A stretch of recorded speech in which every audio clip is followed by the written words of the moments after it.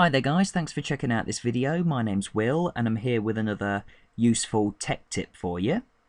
In this video I'm going to be talking you through and showing you how to upgrade your Windows XP computer to Windows Vista. Okay, now before we get started, some of you may already know that Microsoft have now announced their end of support date for Windows XP. Okay, now what this essentially means for any of you who are still running Windows XP is that the Windows XP platform is going to be finishing its support time with Microsoft. Okay, and they're no longer going to be supporting it after April the 8th, 2014. Okay, now basically what that means is after that date, Microsoft aren't going to be offering any kind of troubleshooting support for it. They're not going to be producing any more Windows updates which contain some important security patches and service packs and bits and pieces and things like that, which means that the system will ultimately become more vulnerable to being hacked, and generally the Windows XP platform will fade away into the pages of history. Okay, now basically what that means is at the time of this recording you've got roughly about 2 years of Windows XP left. Okay, so there's about 2 more years left of its life, and you want to ideally make sure that you're off Windows XP by April 2014. Otherwise, you're probably going to open yourself up to all kinds of security problems and all kinds of vulnerabilities, and there's going to be nobody out there who will support you if you were to run into some kind of a problem. Now, what this means if you're running a Windows XP computer like this one that we've got here, what it means is that you've got 2 options to move forward. The first option is that you can go out and buy yourself a brand new PC. And if you were to go out and buy yourself a brand new PC, chances are it will come with either Windows 7 pre-installed or maybe even Windows Vista. Okay, so you can go out and buy yourself a brand new system, but the problem with that is obviously the expense. Okay, there's a big cost associated with going out and buying yourself a new machine, and maybe you can't afford that expense. Now, the second option that you've got is that you can upgrade the operating system that you're running on your current machine, which is, first of all, it's a cheaper option, and secondly, if you're running a half-decent machine, it makes more sense to keep the machine and just to upgrade the operating system. Okay, now, unfortunately, Windows XP, what we're seeing here, cannot be directly upgraded to Windows 7. Okay, so the only available upgrade path that you've got is to Windows Vista. However, once you've upgraded your Windows XP machine to Windows Vista, if you want to, you can then perform another upgrade to upgrade it from Windows Vista to Windows 7, if that's what you want to do. Now, in all honesty, if you're looking at it from a financial perspective, there's not really a heck of a lot of sense in doing that, because with the amount of money that you'd spend to upgrade it to Windows Vista and then to upgrade it again from Vista to Windows 7, you may as well just go out and buy yourself a brand new PC, in all honesty. It just doesn't make sense financially. Okay, so it's really up to you. You can either go and buy yourself a new PC and front the cost and end up more than likely on Windows 7, or you can take your current Windows XP machine and upgrade it to Windows Vista. Okay, so they're the choices that you got, and in this video I'm going to be showing you how you can upgrade your XP machine to Windows Vista. And you need to make sure that you've done one of those things, either bought yourself a new machine or upgraded to Windows Vista by April 2014. Okay, which is when support for Windows XP runs out. Now, before you go and purchase yourself a copy of Windows Vista, first of all, you need to check your machine. and you need to make sure that your machine is actually capable of running Windows Vista. Okay, and to do that, you first of all need to make sure that your machine meets the minimum hardware requirements to actually run the system. Now, basically, what we mean by that is you can't just take a copy of Windows Vista and whack it on any machine.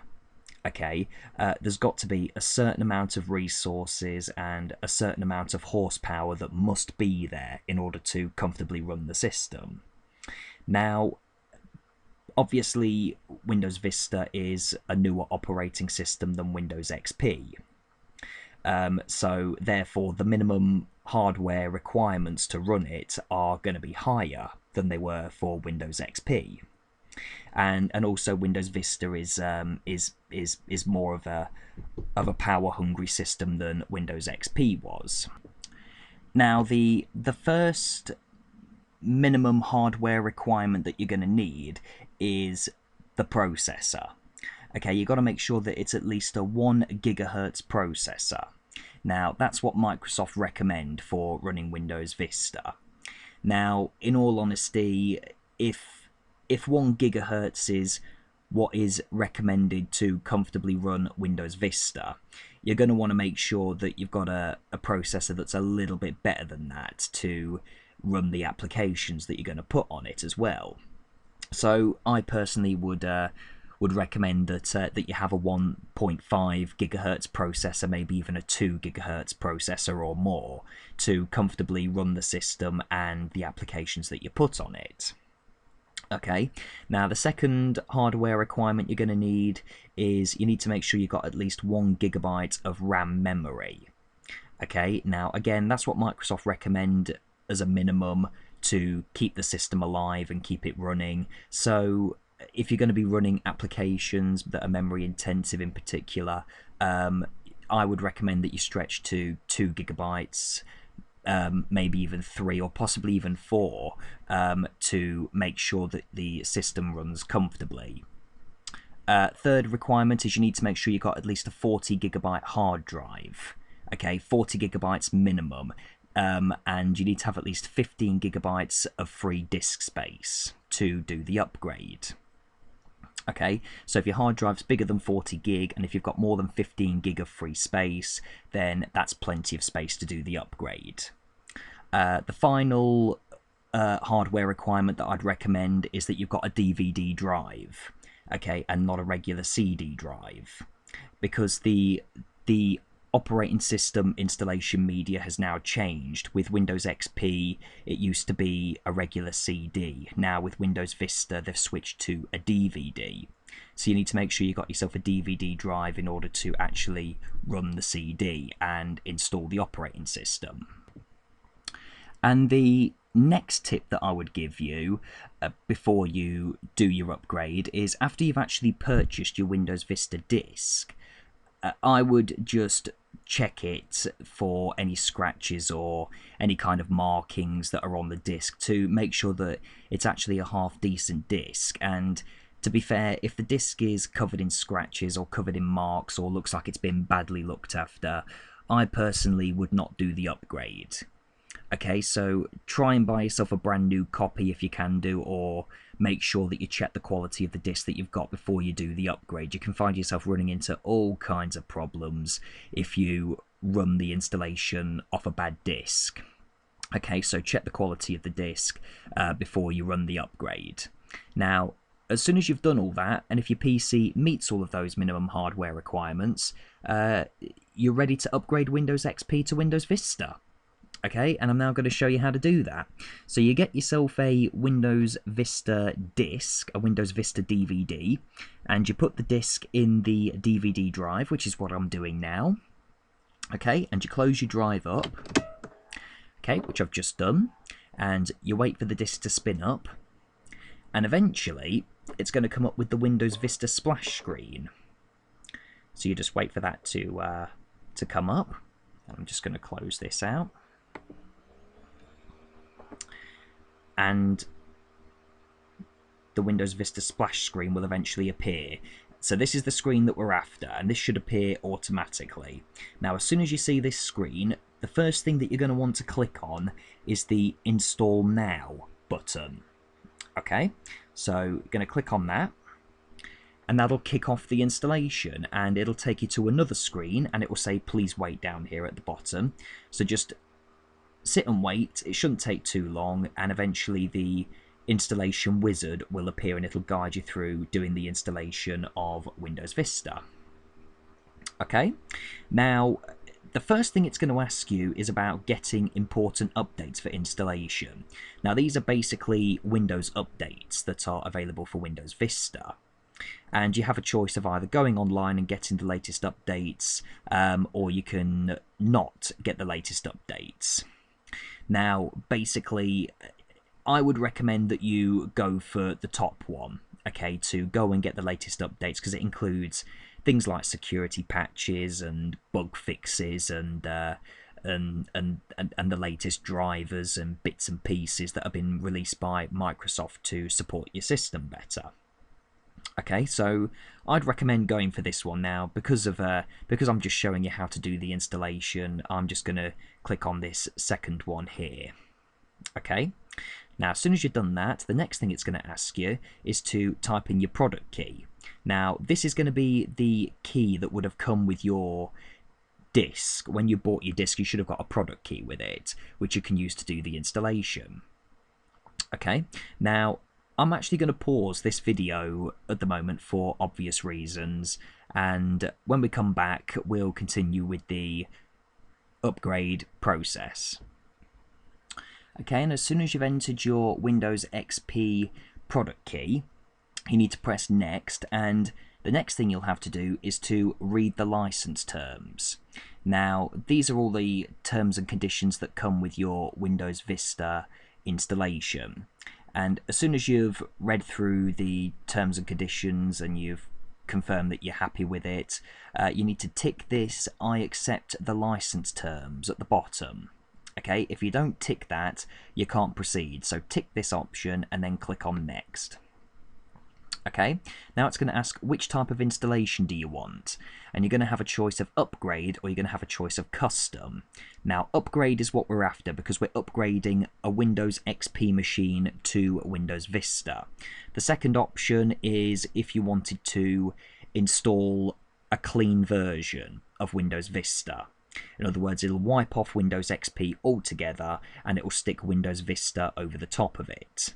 Now, the problem with that is if you were to do a clean installation, it would destroy all of your data, okay, all of your files. Now, if you do an upgrade, this one here, which is what we're going to go for, your files, your settings, and everything you've configured will remain intact. Okay, nothing will be damaged and nothing will be lost by performing an upgrade from Windows XP to Windows Vista. Okay, so in this case we're going to go for the upgrade. Okay, so you'll click on that option and it's going to run a compatibility report, and it's going to say if there's any potential issues that were detected, including applications that you're running on the machine, and you can get more information about it if you want to, but I'm just going to click on next. And then it's going to start upgrading Windows. Okay, now this is going to take a while. As it says down here, your upgrade may take several hours to complete, and depending on the spec of your machine, you can count on it. Okay, so what I'm going to do is I'm actually going to pause this again and wait for this to complete. Now, one thing I will say about the upgrade process is you might find that the machine restarts itself a couple of times. Now that's totally normal, and you just got to let it run through and wait for it to complete. Okay, so it's going to start by copying the Windows files and get all the files together. Again, if the machine restarts, it's totally normal, so just wait for that to run through, and we'll come back as soon as it's finished. Okay, and now we've nearly finished copying all of the Windows files, and as soon as it's done that, it's going to go on to gathering the files. And again, you're going to see a little percentage indicator to the right hand side of it, and again you just want to wait for this to run through. Again, depending on the spec of your machine, it can take a little while, so you just want to wait until all of those files have been gathered. Okay, and now all of the files have now been gathered, and the next part of it is it's going to start expanding the files. Okay, now, again, you're going to see a percentage indicator to the right of this one as well, and you're just going to have to wait for these to run through. Again, depending on the spec of your machine, it could take a while, so you're just going to have to wait it out. Okay, and after the files have been expanded, you may start getting a few reboots on your machine, and we've just had a reboot now, and it's going to keep upgrading Windows. So again, you just want to just wait this out, just let the process continue running. Your machine may reboot several times throughout the process. Again, it's totally normal. Just let it reboot, let it continue the process, and it may take a while depending on the spec of your machine. So it's going to keep expanding the files, and we're going to wait for this to run through, and then we'll come back. Okay, and we're almost finished expanding the files across now. We're at 99%, so it really shouldn't take much longer. Okay, that looks like it's just about done, and as soon as it's finished, it's going to go on to installing features and updates. Okay. And again, you might get a few reboots during this part of the procedure, but again, just let it run through and it'll be alright. Okay, so I'm going to pause this again and let this run through, and when we get to the next stage, we'll come back. Okay, so it's just finished installing the features and the updates, and it's now on the final step, the completing the upgrade portion of the update. So again, I'm going to pause this, and as soon as it finishes, I'll come back. Okay, we've just completed a second reboot as part of the Windows Vista upgrade process, and eventually you'll come to this screen that says please wait a moment while Windows prepares to start for the first time. Okay, you've just got to wait for this to work through, and again, it may take a bit of time depending on the actual spec of your machine, but it shouldn't take that long altogether. Okay, so you just wait for this to start for the first time. And as soon as this is finished, Windows Vista should start. Okay, and as soon as that's finished, you should boot into Windows Vista. Okay. Just waiting for this to boot up now. Shouldn't take too long.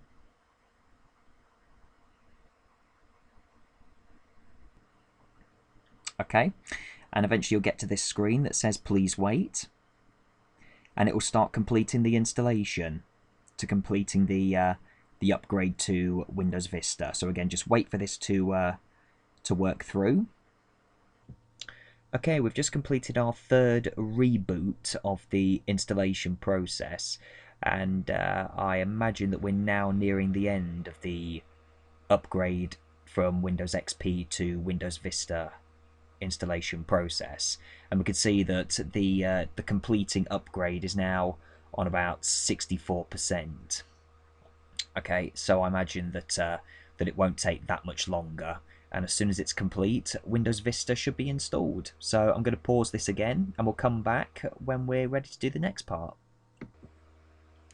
Okay, now we've just completed a fourth reboot of the Windows Vista upgrade process, and we're now being prompted with the Setup Windows dialog box. Okay, now this is basically something to configure for when you get into Windows Vista. Okay, now this is going to ask you what would you like to do with regards to Windows updates? Would you like to use the recommended settings? Would you like to install important updates only, or would you like to be asked later? Now, I would recommend that you go for the top one. Okay, but for the purposes of this video, I'm just going to go for the bottom one to just move it along. So I'm going to click on Ask Me Later. The next thing you're going to have to do is select a time zone. Okay, so you can drop this down and select the time zone for wherever you are. Now I'm just going to leave this on the GMT Greenwich Mean Time. You can also select to automatically adjust clock for daylight savings time, which I recommend that you do. You've got the date which you can adjust here and the time that you can adjust here as well. When you're happy with those settings, click on Next, and then you'll receive this screen. Okay, and that's pretty much it. Windows Vista has now been installed, and you can just click on the Start button down at the bottom, and then as soon as you've completed that, it should boot into Windows Vista. Okay, we'll just give it a moment.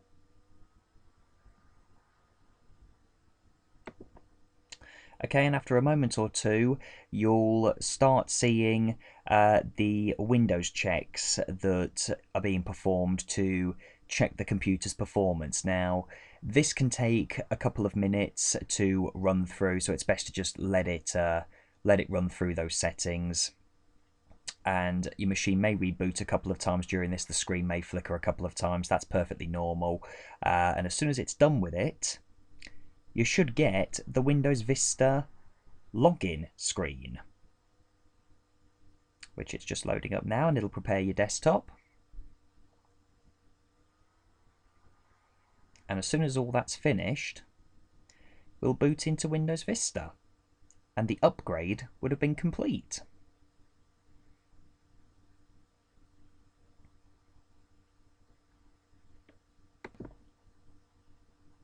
Okay, and then as soon as all that's completed, we will boot into Windows Vista. Okay, and this is the new updated operating system. Now, you may find that there's a few drivers that should be prompted to update in order to get them to work on Windows Vista. That's perfectly fine. You should be able to get updated drivers if you go to the website of the software vendors. They should be available. There should be plenty of Vista drivers available.